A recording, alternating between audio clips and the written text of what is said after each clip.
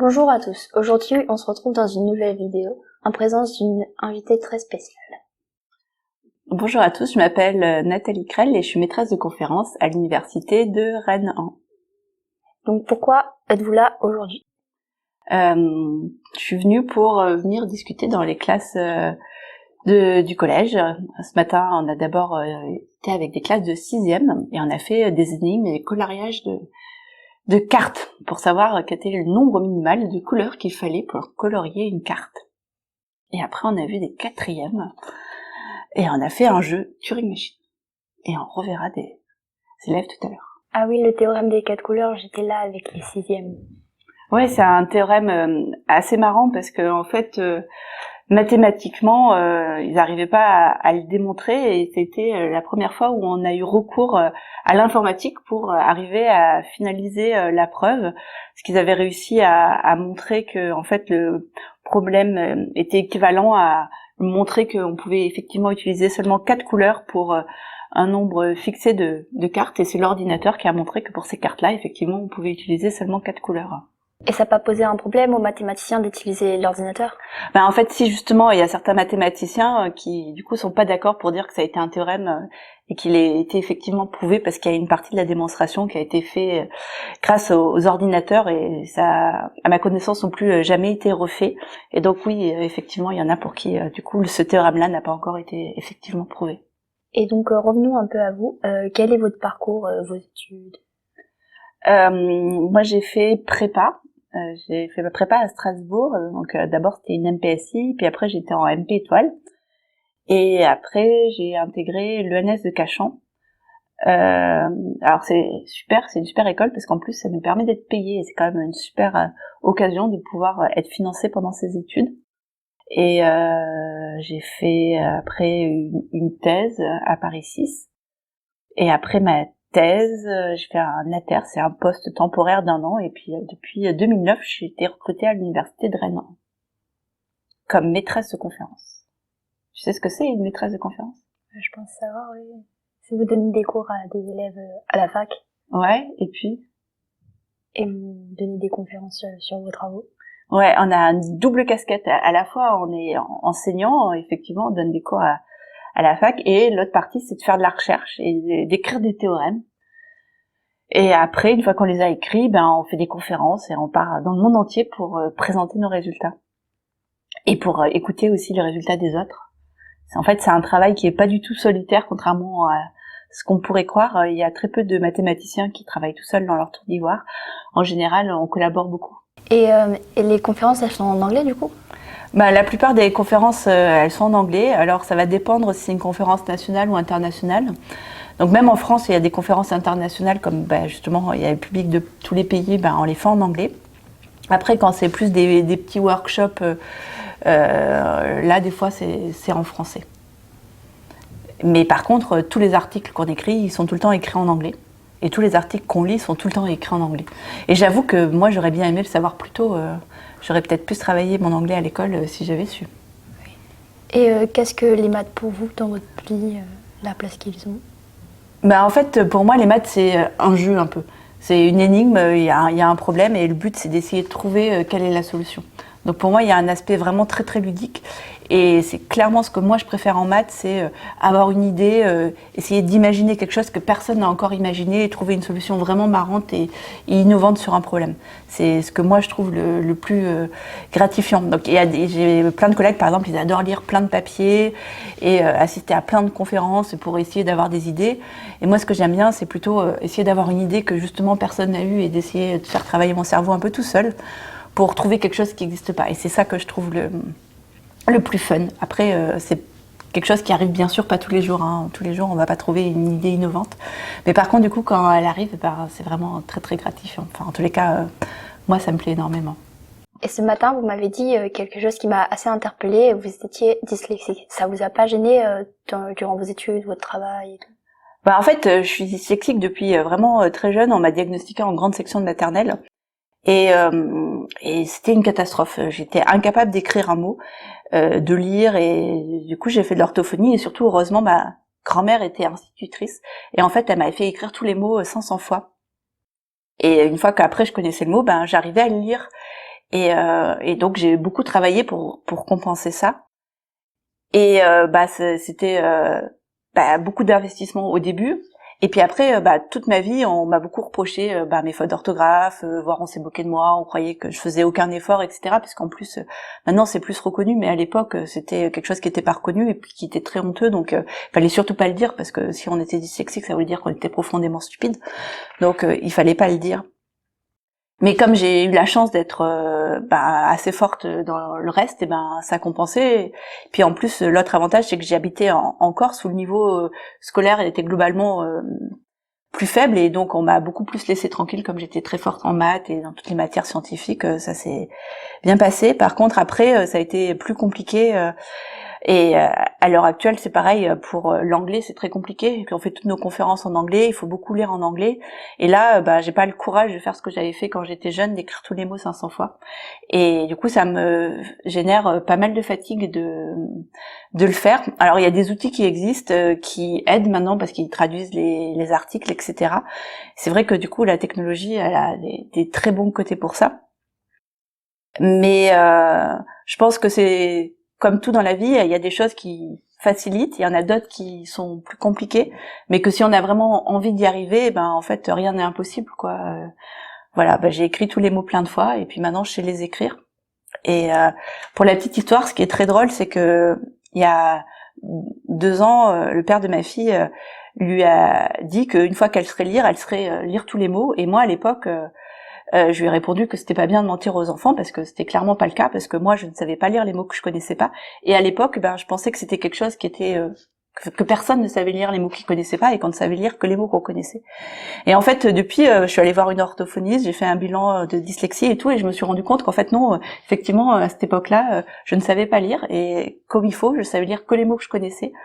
Et du coup à 42 ans j'ai commencé à apprendre à lire comme les gens standards, et à apprendre à lire n'importe quel mot. Et donc du coup c'est assez drôle parce que finalement j'ai fait une thèse en maths, j'ai fait plein de choses, j'ai été prof à la fac à l'époque ne sachant pas vraiment lire, quoi.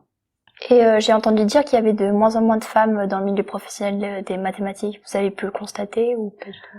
Ouais, c'est un phénomène qui est assez inquiétant parce que on parle beaucoup de est-ce qu'il y a des femmes ou pas dans les différents milieux professionnels, et puis on essaye de faire des actions en parité, etc. Et en maths, au lieu que ça s'améliore, au contraire, ça régresse. Et c'est un phénomène qui est assez préoccupant, qui préoccupe surtout beaucoup les femmes, ce qui est un peu souvent la difficulté, parce que si on demande à une femme est-ce que la situation en maths est compliquée en tant que femme, elles vont toutes, je connais pas une seule qui va dire non. Et par contre, si on pose la question aux hommes, en général, ils vont pas trop voir où est le problème, pour la plupart, malheureusement. Et c'est quelque chose d'assez compliqué. Il y a un phénomène qui est dû au fait que dans le domaine des maths, l'âge est hyper important. Il y a les prix Nobel qui existent, où en général, c'est des personnes d'un certain âge qui l'ont. Et en fait, en maths, le prix qu'il y a à la place, c'est la médaille Fields, et il y a une limite d'âge qui est 40 ans. Pour une femme, si elle veut avoir des enfants, c'est pas qu'il y a une limite d'âge de 40 ans, mais après 40 ans, c'est aussi beaucoup plus compliqué. Et du coup, il y a beaucoup plus cette question-là qui se pose de, qu'est-ce que je veux privilégier entre ma vie personnelle et ma vie familiale, ma vie professionnelle. Questionnement que les hommes ont moins à se faire. Il y a aussi le fait qu'il n'y a pas d'exemple. En fait, c'est très compliqué. Moi, j'en ai beaucoup parlé avec des étudiantes, et en fait, elles voient pas. À Rennes, il y a une seule femme qui est prof, et il n'y a pas beaucoup de femmes, même maîtres de conférences. Et donc, du coup, il n'y a pas beaucoup de modèles en fait de personnes à qui s'identifier. Donc, c'est aussi plus compliqué. Et puis, il y a aussi le phénomène que les femmes ont souvent moins confiance en elles.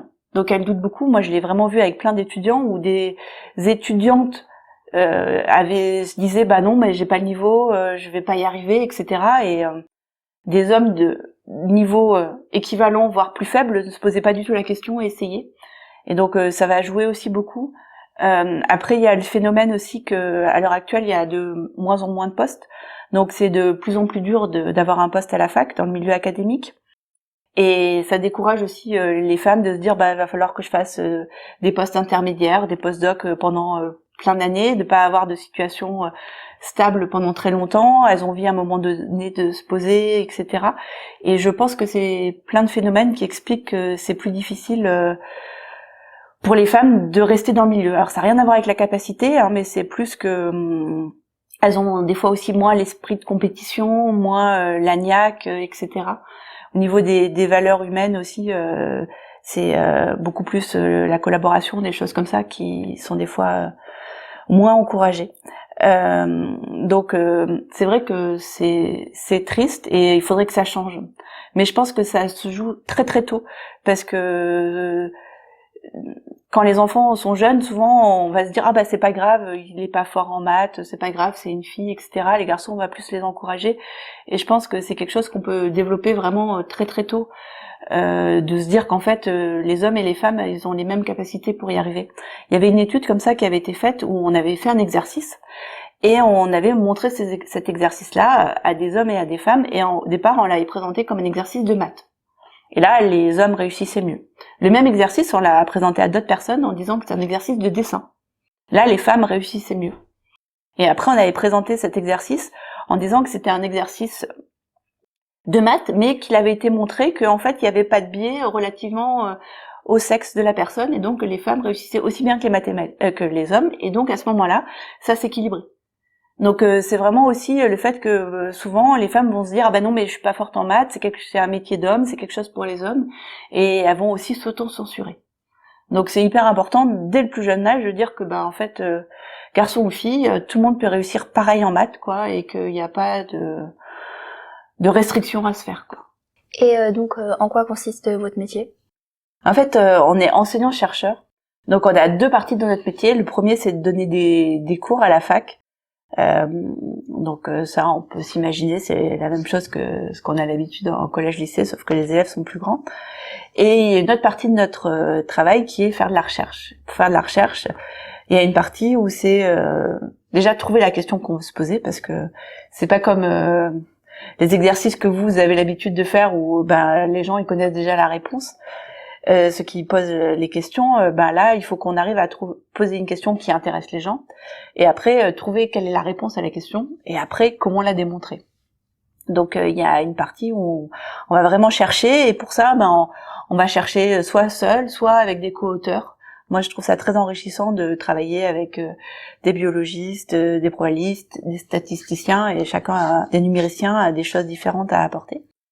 Et après, il y a une partie aussi où on va écrire nos papiers après pour les faire publier. Et une partie où on va aller donner des exposés pour présenter les papiers qu'on a fait, nos résultats. Et puis on va aussi écouter les présentations des autres personnes pour savoir ce qui existe, pour nous aussi nous donner des idées.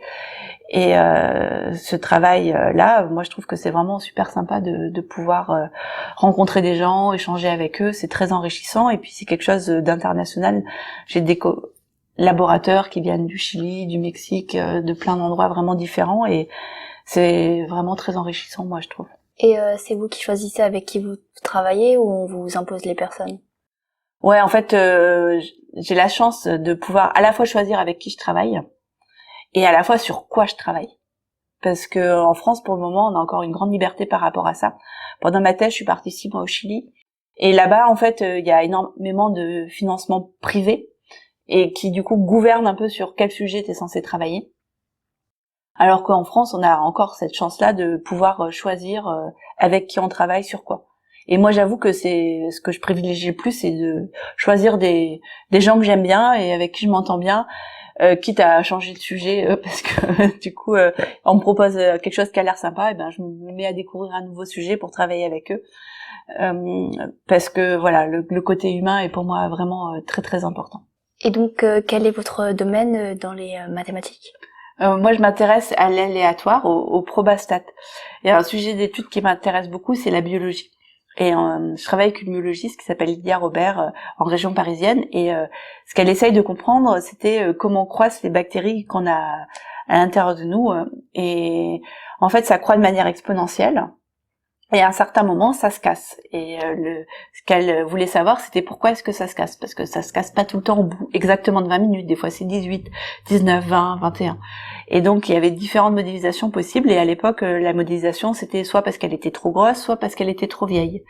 Et du coup, on modélise les deux modèles, on construit les processus dans ces cas-là.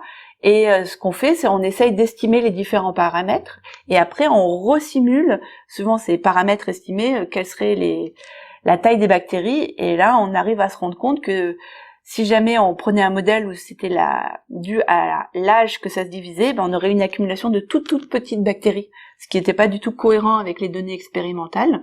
Et donc du coup, on a privilégié un modèle expliqué par la taille. Et là, on s'intéresse maintenant avec les enjeux climatiques à se poser des nouvelles questions, et on essaye par exemple d'essayer de modéliser les trajets que font les gens. Par exemple, on va aller le matin, on va aller accompagner nos enfants à l'école, de l'école au travail, et on va modéliser ces trajectoires-là, et on va essayer de voir après comment on peut inciter les gens, par exemple, à utiliser plus le vélo, en jouant sur soit mettre plus de pistes cyclables, soit en changeant le prix de l'essence, et en voyant comment, en faisant bouger différents paramètres, ça peut modifier ou pas le comportement des gens. Donc c'est vrai que j'essaye de m'intéresser à ces problématiques liées aux enjeux environnementaux. Et avec le développement de l'intelligence artificielle, vous n'avez pas trop peur pour votre métier?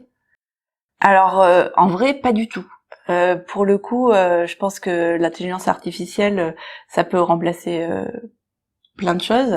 Après, à savoir si c'est une bonne chose ou pas, vu tous les coûts énergétiques que cela comporte, c'est une question qui est vraiment difficile à trancher.